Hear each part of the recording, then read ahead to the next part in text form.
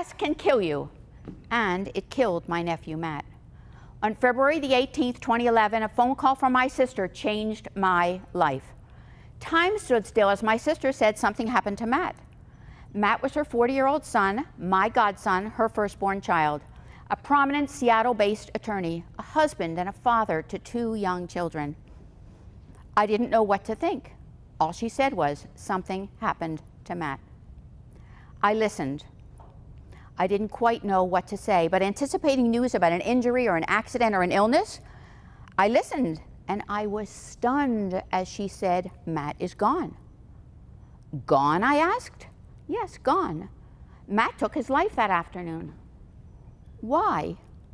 He had everything going for him, a promising future, a wonderful family. He was a brilliant corporate attorney, committed to clients and to building relationships between the United States and China.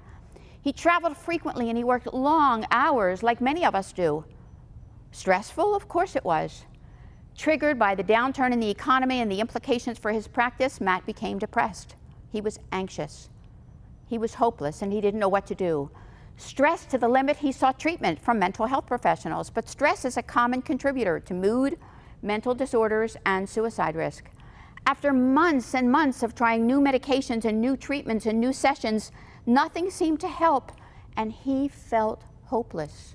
He took a disability leave from work, and then he stressed about his eventual ability to re-enter his profession. In his profession, he was dependent upon referrals. He lost his sense of self-worth. Stress is good if it motivates you, but it's bad if it wears you down or if it becomes depression. Sick, run down, trouble sleeping, poor appetite, overwhelmed, unhappy, indecisive, anxious, withdrawn, feelings of failure, they all affect our ability to cope. I wish that I had been there, to hold a hand, to wipe a brow, to offer support, but it was too late. As a nurse, I was prepared to help and guide my family through this process. Health professionals need more training, nurses included, in the assessment, management, and treatment of clients who are suicidal. No one lesson is clearer from Matt's story. The conversation about stress management, mental health, and suicide needs to change, and it needs to change now. Matt had a serious medical condition, yet he felt ashamed to take time off or to report it to anyone. Suicide prevention is a community responsibility. Most people who die by suicide talk about their pain and suicidal thoughts, but are you, am I, are we listening? Matt's family and friends wish that they had this awareness.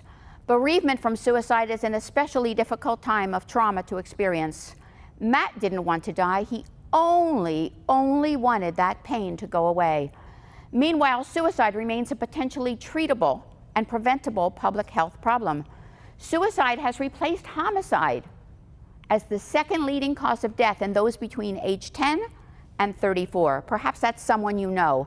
Our young people are at risk, and what should we do? Adolescent depression is increasing at an alarming rate, and teens are prone to stress and to suicide. The Matt Adler bill is helping, but there is no denying that stress killed Matt.